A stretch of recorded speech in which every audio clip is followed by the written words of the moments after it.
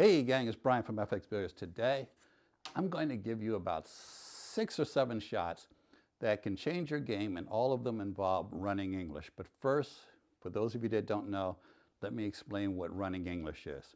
Running English means whichever direction the cue ball is going to be traveling around the table. So for example, we're going counterclockwise with this shot. I'm going to put the opposite direction of spin on the cue ball. So if I want this cue ball to go smoothly around the table, I'm going to put left-hand English on it. If I want it to reverse for some reason and not go all the way around the table, I would put what we call reverse English on it, which is just the opposite. So I have the cue ball spinning clockwise to go counterclockwise around the table. If you don't get it yet, you'll understand it after a couple shots. So let's get started. First shot we're going to talk about, and these are in no particular order. Some are going to be more difficult than others. Some you may not be able to execute yet. Some are going to be super easy, but all of them you should ultimately get in your game. So let's look at shot number 1. We are playing, in this case, 8-ball. And we are on the 9-ball. We're playing it with high left-hand English. We are aiming for the ball and the cushion at the same time. And we come off of 3 rails. Our helping English takes our cue ball all the way around, gives us pretty nice position on the 8-ball. If you can do anything else and go from that 9 to this 8, I'd like to know about it. But with a shot like that, if you can't put running English on that ball, you're going to have a difficult time. Let's look at another shot. One of the most essential uses of multi-rail English is multi-rail kick shots. If you are shooting a kick shot that involves more than 1 rail, there is a very good chance that you are using running English. If you don't, the numbers just don't work. So here, I'm looking to make the 8-ball. If I play it off of this diamond, I should be able to get it on the first try. Let's see what happens. Oh, nice. So that actually was the first try. Now why? Because I know exactly where this table is taking me. I play on it, well, not every day, but often enough. And if I needed to go into the pocket, I'd come off of that diamond and I'd come pretty close. So it's going to be just about there, but the ball still makes it in the pocket. So first thing, as far as that shot, we've got videos that teach you that shot. So I'm not going to get into that shot. But if you are shooting any system that requires you to come off of multiple rails, you're going to use running English. How much English? Bryan, where are you hitting the ball? Well, other than the diagram that you see up in the corner, each time I shoot these shots, I'm going to explain something to you. There are people that will teach you to shoot this shot hitting the cue ball at 9 o'clock. There were people to teach you to shoot this shot 1 tip, 2 tips, 3 tips of English. I personally hit the cue ball at 11 o'clock for high left and at 1 o'clock for high right, and I stay consistent and I change my speed or my angle or whatever I need to do. But I try to stay at the same point. I don't, you guys heard me say it before, those of you who've been around, I don't play 1 tip, 2 tip, 3 tips unless it's absolutely necessary and no other way that I can get my kick shot in. Let's look at another shot that requires running English to execute a kick.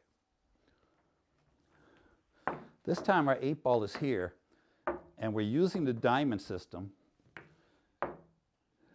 which we do have videos that teach you this system as well.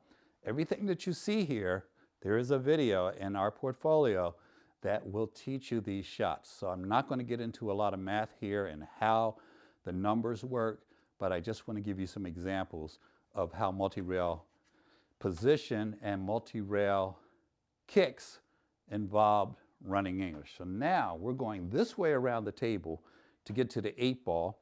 We are, again, I'm not going to get into the math here, but this is my contact point to get to this spot. Without running English, I end up over here, or even worse, nowhere close. So here's your same shot, same contact point without any English on the ball. Same speed. Do you see the difference here? This is why we have running English on these shots. Those of you that use these kick systems and you're like, Bryan, I'm not hitting the ball. I watched the videos, I practiced them, I'm not hitting the ball, I'm not coming anywhere close to it, my table must be off. Chances are what's off is the amount of speed and amount of English that you're putting on the shot. Let's look at something else. This is a little bit more of an advanced shot. Some of you already have this shot in your game. Some of you are not even close to having it. Some of you have the shot and you don't realize you have it, but I'm going to show it to you so you understand. This is also running English, even though I'm coming off of just one rail. I'm shooting a draw shot here, coming off of this rail and sending the cue ball all the way down table so that I can get position on this 8. So this shot looks like this. That clockwise English from the draw shot is what brought me down table. Now I could have gotten a little bit greedier and got a better shot on this 8 ball. So let's shoot it again. Not everything works on the first try. I got a little conservative, but this is one of my favorite shots. Low left-hand English. This time we're going to get more aggressive. So take a look at that corner pocket and see what happens. This is why we don't want to get too aggressive, because we could end up in this pocket. But if you don't have that shot, but you do have a decent draw shot, practice it. You just have to visualize what is running English on this. Cue ball is spinning clockwise. It comes off of that rail. It heads down table. Let's look at another one. I want you to see a number of examples where using running English can help you do things that if you don't have this in your game, you're just not going to be able to do certain things. We're on the 3, the 5, and the 4. We need to break up the 8 if we're going to run out. If we do a draw shot and come back here and get relatively straight on this 5, watch what we can do with the rest. We just drift back just a tiny bit on the 5. I'm going to just tap this in. A lot of times I tell guys, just touch the ball. That's all you need to make that shot. And now we have a 3-rail shot that comes in and breaks up the cluster for us just as we need it.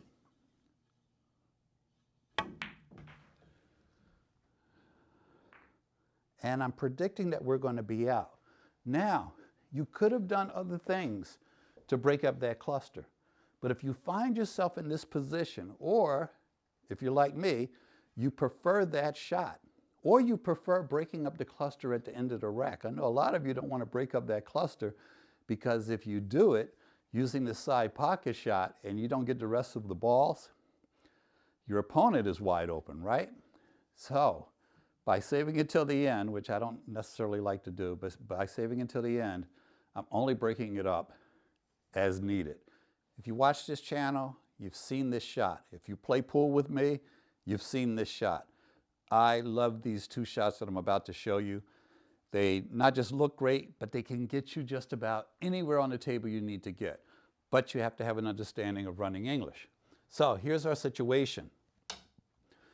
We're on the 15. If we get on this side of the 10, we could probably roll down and get on the 8 ball. But what happened here? We screwed up a little bit. And we got a little short. We're a little on the wrong side to play that 10 ball and land on this 8. What we can do here, we can shoot it, a follow shot. We come off of these 3 rails and we get down here and we have an easy shot on the 8. So that shot looks like this. Yes, I had to put some energy into that because it's going to be spinning off of 3 different rails after going in that pocket. Now, here is a tougher variation of the shot. A lot of you may not have this in your game, but a lot of you high intermediate players, if you haven't done this before, give it an afternoon on a pool table and I think you can develop this shot. Let's say I played my 15 and I fell super short. I could play it with running English, but the angle that I have is going to take me so dangerously close to that 7 ball that I want to avoid it. Also, if I had traffic in here, that I might run into by coming off of 3 rails, I could avoid that as well. Let's say my 1 ball was there. Now I know by coming off of this diamond, I'm going to hit this diamond, and that's not going to be good. So if you need to avoid a ball, this is a shot that will do it for you, but it is not a beginner shot. We are going to come off of these 2 rails. Actually, at this angle, we might actually hit the 1 ball, and if we miss it, we'll be on this side of it, and we'll come down here and get perfect position on the 8. Just like that, we are really nice on the 8 ball. Again, not a beginner shot, but not all that difficult, guys. A lot of you have been shooting pocket hangers this way since you started playing pool, because somebody told you, oh, hit it rail first. And then a lot of you who have done that, I'm going to go out on a limb and say every one of you who's been playing pool for more than 2 years has at some point gone rail first and missed that ball altogether.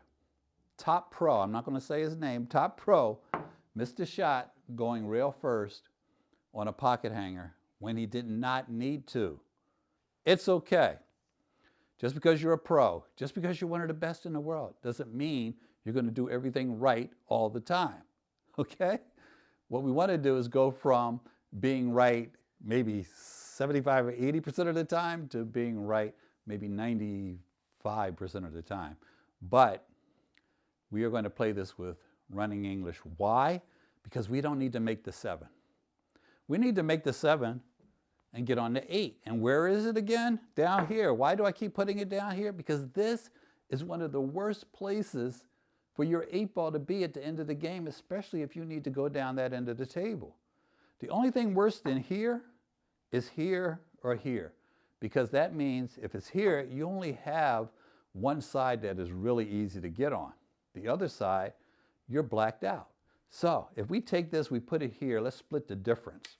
We can shoot our running English shot and come way inside to make sure we hit that 7, come off of that rail, this rail, we are on the 8, and it doesn't take a high level of skill to make this, maybe to not hit the 8 ball, but we're just going to shoot it with running English. We cut it in, we come down here, we're going to get really nice and perfect on this 8 ball, and it's a wrap. Save those hangers, rail first shots, until you have to do it to get position. Otherwise, leave it alone. Here's another really good example of using running English for position. A lot of you see this 8 ball, and what you want to do is come off of this rail and get this position and shoot the 8 ball in. And that's fine. What I want to do when I have that angle and I need to play, whether it's the 8 or whatever, is have a higher percentage shot on that 8 ball. Because even though that might be a layup for me after 10,000 X-drill shots, look how much better I can get on this. So this is low right-hand English. And now it just gets better and better. I'm sorry, it gets better and better. I can shoot it from here, or I can shoot it from here. And all I needed was a little bit of low right to come off of these rails. Gang, that is just the tip of the iceberg. There are 1,000 more things you could do with running English. Just don't have time to show them all to you. But if you get these shots in your game, they create a lot of other shots that you might not have been thinking about. Hey gang, if you enjoy FX Billiards on YouTube, you'll love FXBTV. It's the ultimate streaming platform for exclusive videos, tips, and techniques you won't find anywhere else. Join now to lock in our special introductory rate and be part of the FX Billiards community.